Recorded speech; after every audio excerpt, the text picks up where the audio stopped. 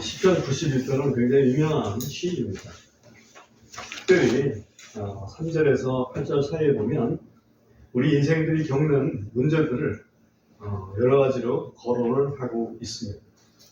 그러한 문제들을 부딪힐 때마다 우리는 기도하게 됩니다. 예를 들면 3절에 보면 사냥꾼의 올무라는 말이 나오죠. 누군가가 나를 해하려고 어떤 계략을 썼을 때 또 그런 문제에서 해방될 수 있도록 또 해로운 역병이라는 말도 나옵니다. 세상에 여러 가지 전염병이 볼 때 그 전염병으로부터 또 우리를 지켜주시는 우리 하나님, 그리고 밤에 오는 공포도 나오죠. 5절에 보면 밤에 누군가가 위해를 가할지 모른다는 그런 것 때문에 잠을 못 이루는 그런 경우, 또 낮에 날아드는 화살처럼 전쟁이 벌어져서 전쟁통에 우리가 언제 죽을지 모르는 그런 문제, 또 7절에 보면 실제로 그 옆에서 1,000명이 쓰러지고 1만 명이 죽어가는 그런 모습들을 경험을 하게 되는 그런 어려움 속에서도 또 하나님께서 지켜주시는 그런 부분을 지금 시편 91편은 말씀하고 있습니다. 실제 우리는 지금 전쟁을 겪은 지가 오래돼서 잘 알지 못하지만 그러나 우크라이나라든지 또는 이스라엘이라든지 가자라든지 또 이란이라든지 어떻겠습니까? 지금 그 심령들이 굉장히 힘들겠죠. 실제로 두려움 가운데 살고 있습니다. 그런 문제에 둘러싸여 있을 때에 여호와 하나님을 피난처로 삼는 사람은 안전하다라고 지금 말씀하고 있습니다. 지난주에는 생각지 않았던 그런 비가 우리나라에 정말 많이 내렸습니다. 중국도 그렇고 일본도 그렇고 심지어 미국도 그런데 우리나라는 그래도 참 좋다 이렇게 생각을 했었거든요. 그런데 우리나라도 예외는 아닙니다. 하나님께서 비를 쏟아 부어주시면 우리도 어쩔 수 없이 그걸 감내를 해야 됩니다. 성경에 보면 하나님께서 내리시는 여러 가지 벌들이 있습니다. 예를 들면 홍수, 산불, 또 지진, 화산 폭발, 그죠? 그리고 또 사람들이 만드는 그런 잘못들도 있습니다. 예를 들면 핵폭탄, 이거 하나님이 개발해 주신 게 아니죠. 방사능 유출, 전쟁, 그런 자연재해나 또는 인공적인 재난의 결과로 얻어지는 것은 가난이고 질병이고 또 고통입니다. 물론 그 결과는 죽음의 문제에 직면하게 되는 거죠. 물론 그런 것이 없어도 우리 죽습니다. 그러나 죽을 때까지 가난하지 않고 건강하고 또 편안하다면 얼마나 더 좋겠습니까? 문제는 이러한 문제에 부닥쳤을 때에 비로소 우리가 하나님을 찾게 된다는 거죠. 이런 문제가 없으면 하나님을 찾지 않게 되는 또 다른 문제에 봉착하게 된다는 사실입니다. 그래서 어떤 때는 문제를 일으켜주신 하나님께 감사를 해야 되겠구나 하는 생각을 하게 됩니다. 우리가 잘 알지만 모든 문제의 시작은 인간의 뭐에서 비롯된 것입니까? 죄에서 비롯된 것입니다. 우리가 잘 알고 있습니다. 그리고 그 죄의 결과는 분명한 고통임을 압니다. 그럼에도 불구하고 우리는 죄의 유혹에 넘어질 때가 많습니다. 그런 유혹이 없어질 그때는 오직 우리 주님께서 이루신 천년왕국, 그때가 되어야 비로소 죄와 상관없는 그런 삶을 살아갈 수가 있겠습니다. 그런 세상이 오기 전까지는 우리는 끊임없이 죄와 맞닥뜨려 싸워야 합니다. 그리고 이겨야 합니다. 그 이기기 위해서 어떻게 하면 될지 그런 부분을 오늘 본문 말씀에서 우리가 찾아볼 수가 있습니다. 첫 번째, 14절에 보면 그가 내게 사랑을 품었기 때문에 라고 되어 있죠. 우리가 하나님을 사랑해야 됩니다. 하나님을 사랑하자. 이게 첫 번째입니다.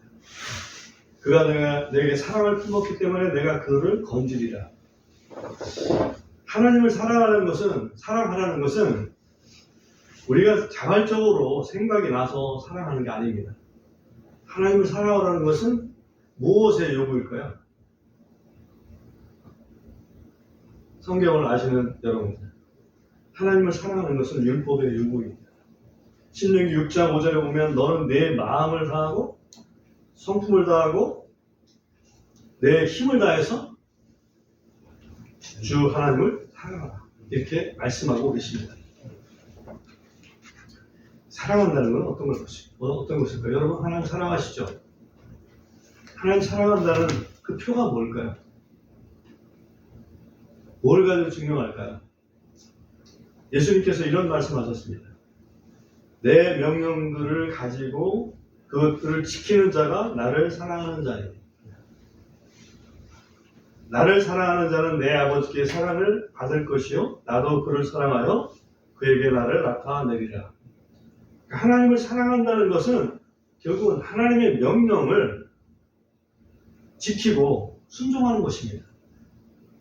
그러니까 내가 하나님 사랑하나? 그럼 하나님이 나한테 명령하신 게 뭐지? 그 명령도 모르면 하나님 사랑하는 게 아니죠.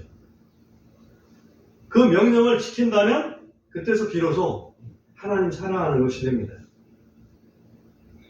명령을 지킨다는 말은 명령에 순종한다는 말이죠. 그런데 오늘 제가 인용을 했습니다만 신명기 6장에 보면 하나님을 사랑하되 마음을 다하여 혼을 다하여 힘을 다하여 사랑하라 이렇게 말씀하고 있습니다. 마음을 다하여 혼을 다하여 힘을 다하여 하나님을 사랑해야 합니다. 부활하신 예수님이 베드로한테 질문을 합니다. 네가 나를 사랑하느냐? 몇 번 질문하죠? 3번. 마음을 다해서 사랑하는지, 혼을 다해서 사랑하는지, 힘을 다해서 사랑하는지 아마 그것과 연관이 있지 않을까 하는 그런 생각이 됩니다. 네가 네 마음을 다해서 나를 사랑하니? 네 혼을 다해서 나를 사랑하니? 아니면 네가 네 힘을 다해서 나를 사랑하니? 베드로는 뭐라고 대답했습니까? 주님, 내가 주님 사랑하는 거 주님이 아십니다. 우리도 베드로처럼 대답할 수 있어야 합니다. 그죠? 주님, 내가 당신 사랑하는 거 당신이 아십니다. 왜 우리가 주님을 사랑하게 됐습니까? 그냥 아니죠. 주님이 먼저 우리를 사랑해 주셨기 때문에 우리는 주님을 사랑하게 되었습니다. 우리가 하나님을 향한 사랑을 품게 되면 여기에 약속이 있듯이 하나님께서 우리를 건져주시겠다. 그런 약속이 있습니다. 우리는 이 세상에서 죄와 싸워 이겨야 되는데 죄와의 싸움에서 우리를 이기게 해주시겠다. 그런 약속과 같습니다. 정말 하나님 사랑하는지 어떻게 할 수 있을까요? 하나님의 그 명령이 뭘까요? 여러분 하나님 사랑합니까? 마음속으로 다 하나님 사랑한다는 마음이 있죠. 그죠? 근데 하나님 명령이 뭐죠? 뭘 가지고 우리가 하나님 사랑하는지 판단을 해볼 수 있을까요? 스스로. 우리 요한일서 4장 20절 한번 보겠습니다. 요한일서 4장 20절.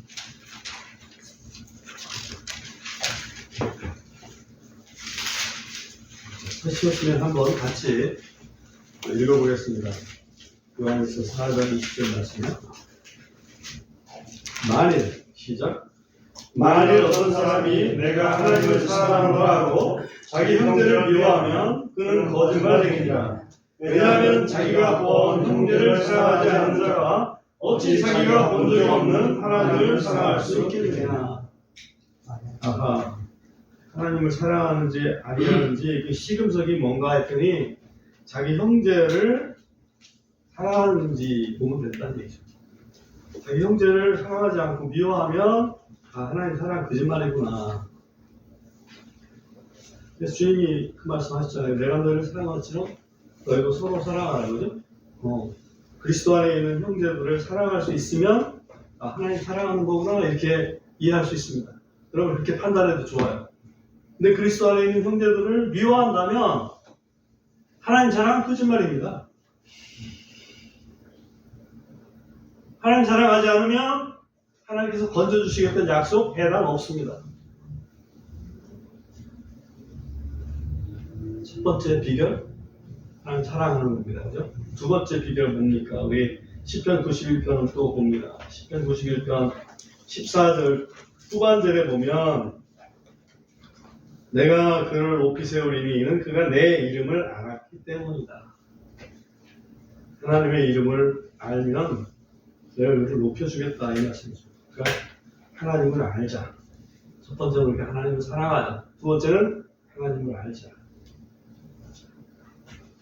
높이 세운다는 말을 히브리어로 뭔가 보니까 사가브라고 하는 단어인데 이것은 높여준다는 말도 있지만 지켜준다, 안전하게 한다 그런 의미도 포함되어 있습니다. 내가 너를 높이 세워주겠다 그러면 내가 너를 지켜주겠다. 내가 너를 안전하게 해줄 거야. 내가 너를 방어해 줄 거야. 아무도 공격하지 못하게. 그게 높이 세워주는 겁니다. 예수님께서 어떤 잔치에 초대받으셨을 때 사람들이 잔치의 상석에 앉으려고 하는 모습을 보시고 이런 말씀을 하십니다. 내가 어떤 사람으로부터 혼인잔치에 초대받거든 높은 자리에 앉지 마라. 오히려 가장 낮은 자리에 앉아라. 너를 초대한 자가 와서 친구여 더 높은 데로 올라오라 할 것이다. 그때 너와 함께 음식 앞에 앉은 사람들 앞에서 내가 영예를 얻을 것이다. 우리 주님께서 말씀하십니다. 높여주신다는 것은 참으로 존귀하게 해주신다. 그런 말씀입니다. 그죠? 존귀하게. 에스더서에 보면 아주 높은 것이 하나 등장합니다. 하만의 마당에 세운 교수대입니다. 하만은 자기한테 예의 없게 구는 모르드게를 매달려고 높은 교수대를 마당에 세워놨습니다. 네, 하나님이 누구를 높여줬을까요? 하만의 죄상이 드러나게 만드시고 하만이 그 교수대에 달리고 오히려 모르드게는 왕이 타는 말을 타고 존귀를 얻게 하셨습니다. 하만처럼 교수대에 달리는 게 높은 겁니까? 아니면 왕이 타는 말을 타는 게 높은 겁니까? 당연하죠? 하만이 달린 교수대에 달리려고 노력하지 마십시오. 어떤 사람을 하나님께서 높여주신다고 말씀하셨느냐? 그 조건을 보면 이는 그가 내 이름을 알았기 때문이다. 내 이름을 아는 사람. 이름을 안다는 것은 그분의 인격을 안다는 얘기죠. 하나님을 아는 사람. 하나님을 아는 사람을 하나님께서 높여주시겠다 말씀하십니다. 아는 거에 대해서 잠언에서는 이런 재미있는 표현을 하나 했습니다. 그걸 잠깐 읽고 오겠습니다. 잠언 30장을 한번 펴주세요. 잠언 30장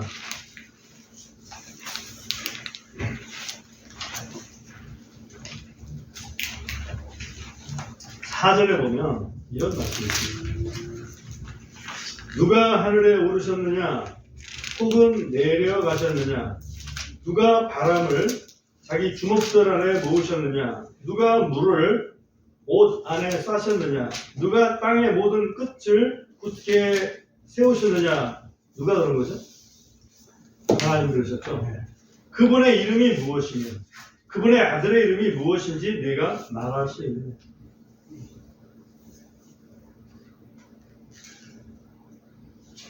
잠언에서 예수님의 이름을 묻는 그런 그 구절이 있다는 건 놀랍죠? 그분의 이름이 무엇이며 그분의 아들의 이름이 뭔지 말할 수 있냐?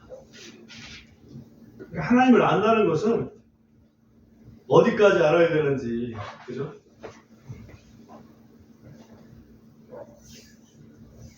누군가 저한테 당신 트럼프 대통령 압니까? 그러면 나는 트럼프 대통령 안다고 할 수 있을까요? 트럼프라는 이름 모르는 사람이 어디 있어요, 그죠?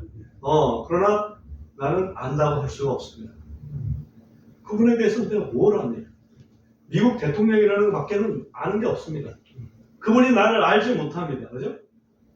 내가 그분을 안다는 얘기는 그분이 나까지 아신다는 때 내가 비로소 사실은 안다고 할 수 있는 거죠.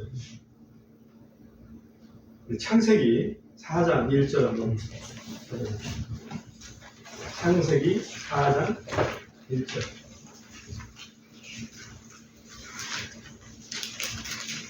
중요한 개념입니다. 그러니까 제가 찾아서 읽습니다. 창세기 4장 1절. 제가 읽어보겠습니다. 또 아담이 자기 아내 이브를 알았더니 그녀가 후퇴하여 가인을 낳고 이르기를 내가 주께로부터 남자를 얻었다 하더라. 아담이 자기 아내 이브를 어떻게 했습니까? 알았습니다. 그러니까 아담이 하와를 이브라고 되어 있지만 원어는 하와라고 바꿔요. 그 하와를 알았다. 어떻게 알았다는 거예요 이게?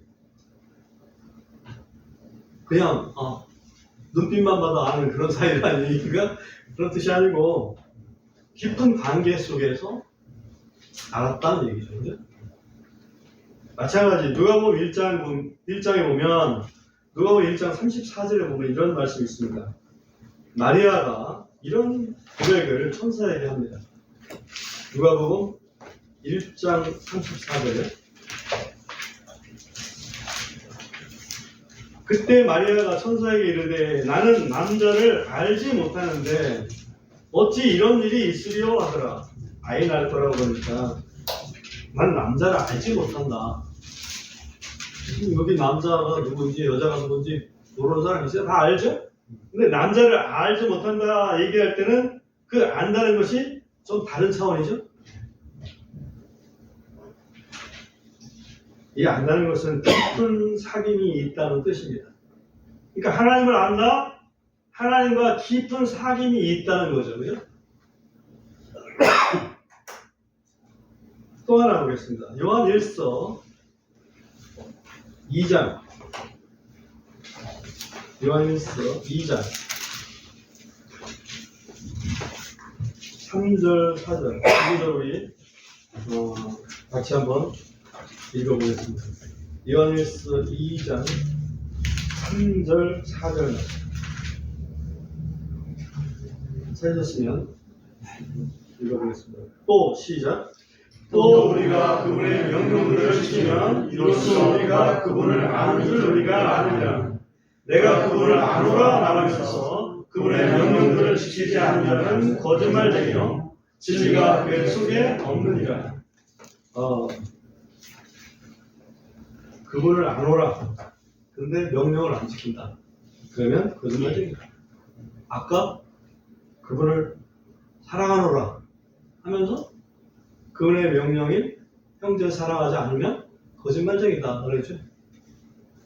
사도 요한은 그분의 명령에 꽂힌 사람 같아요. 사랑하는 것도 명령, 아는 것도 명령. 그만큼 중요하다는 얘기죠. 하나님을 안다? 하나님을 명령 지킨다. 그죠?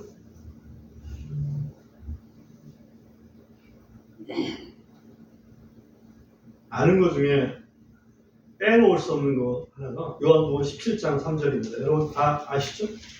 요한복음 17장 3절.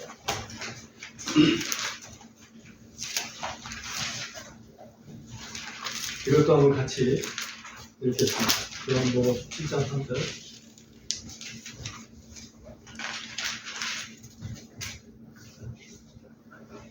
찾으셨습니까? 또 시작.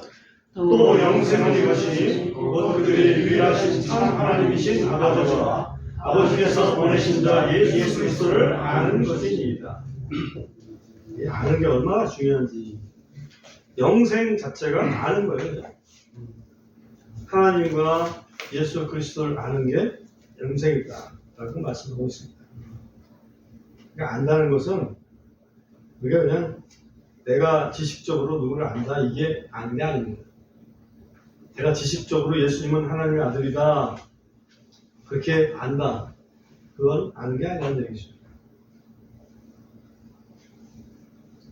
그리스도의 대속의 사랑을 알고 믿어서 하나님의 자녀로 이런 하나님의 자녀로 거듭난 사람으로 하나님과 관계된 그런 사람이 될 때 비로소 하나님을 아는 사람이라고 할 수 있습니다.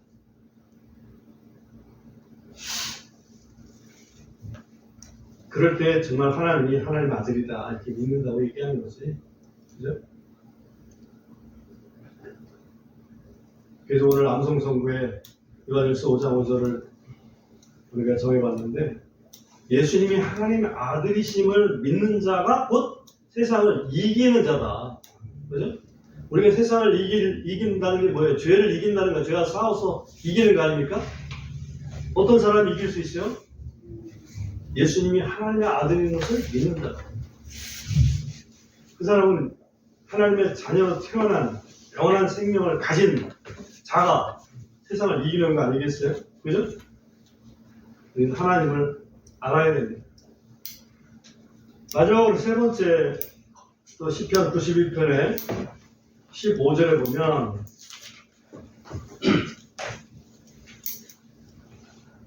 이렇게 되어 있습니다. 그가 나를 부르리니 내가 그에게 응답하리라. 그죠? 이 말은 하나님께 뭐 하라는 얘기입니까? 기도하라는 얘기죠. 하나님께 기도하라. 그가 나를 부르리니 내가 그에게 응답하리라. 시편의 유명한 구절이 있죠. 고난의 날에 환난의 날에 나를 부르라. 내가 너를 건지리니 내가 너를 평화롭게 하리로다. 여러분 아이가 문제가 생기면 제일 먼저 찾는 게 엄마일 겁니다. 그죠? 조그만 문제 생겨도 엄마라고 부르죠. 그러면 만사 해결이니까. 하나님의 자녀는 문제 생기면 누구를 찾아야 되겠어요? 하나님 찾아야 되겠죠. 하나님, 그것이 기도입니다. 뭐 다른 게 기도겠어요? 병아리가 위험에 처하면 병아리가 엄마 찾아. 그럼 오늘 10편 91편 우리가 위에 앞에서 안 읽었지만 사전에 보면 그분께서 그분의 깃털로 너를 덮으시리니 내가 그분의 날개 밑에서 그분을 신뢰하고 그분의 진리가 너희 방패와 손방패가 되시리로다. 우리는 하나님 그러면 암탉이 병아리를 품듯이 우리를 품어주신다는 얘기죠. 그 어떤 외부 세력도 겁낼 게 없습니다. 암탉한테 그 덤빌 만한 존재가 없어요. 자기 새끼를 보호하기 위해서 그 암탉은 힘을 다해서 죽을 힘을 다해서 싸웁니다. 그죠? 다행히 우리가 의지하는 하나님보다 강한 존재는 없습니다. 하나님 앞에 대적할 자는 아무도 없습니다. 그러므로 하나님의 은혜 날개 아래 보호를 받는다면 염려할 것이 없죠. 그죠? 그가 나를 부르리니 과연 그는 누구일까? 어떤 조건에 있는 사람이 부를 때에 하나님께서 그 은혜의 날개에 품어주실까? 앞에서 우리가 점검했습니다. 어떤 사람입니까? 나를 사랑하는 사람, 내 이름을 아는 자. 하나님을 사랑하고 하나님을 아는 자. 그리스도의 대속의 사랑을 깨닫고 그리스도를 구주로 영접한 그리스도인, 대표적인 존재가 바로 그리스도인들입니다. 그 그리스도인들이 나를 부를 때 내가 응답하리라. 잠언 말씀에 보면은 지혜가 이런 말을 합니다. 네가 나를 거절했으니까 네가 나를 부를 때 나는 대답하지 않을 거야. 하나님을 거절한 사람은 하나님을 불러도 하나님께서 대답하지 않으신다라고 우리가 알아야 됩니다. 하나님을 사랑합니까? 하나님을 아십니까? 그리스도께서 주신 그 새 계명, 내가 너희를 사랑한 것 같이 너희도 서로 사랑하라. 아주 간단한 계명이잖아요. 그죠? 그리스도의 형제들을 사랑하는 마음, 미워하는 마음이 없어야 되는 거지. 미워하는 마음이 없어야 돼요. 난 저 형제 나 미워 죽겠어. 저 자매 나 미워 죽겠어. 그거 하나님 사랑하는 거 아니고 하나님 아는 거 아닙니다. 그죠? 우리 그리스도인들은 그런 것들을 다 우리 주님한테 맡기고 주님의 사랑으로 사랑해야 되는 거죠. 그래야 그가 나를 부를 때 내가 응답할 거다.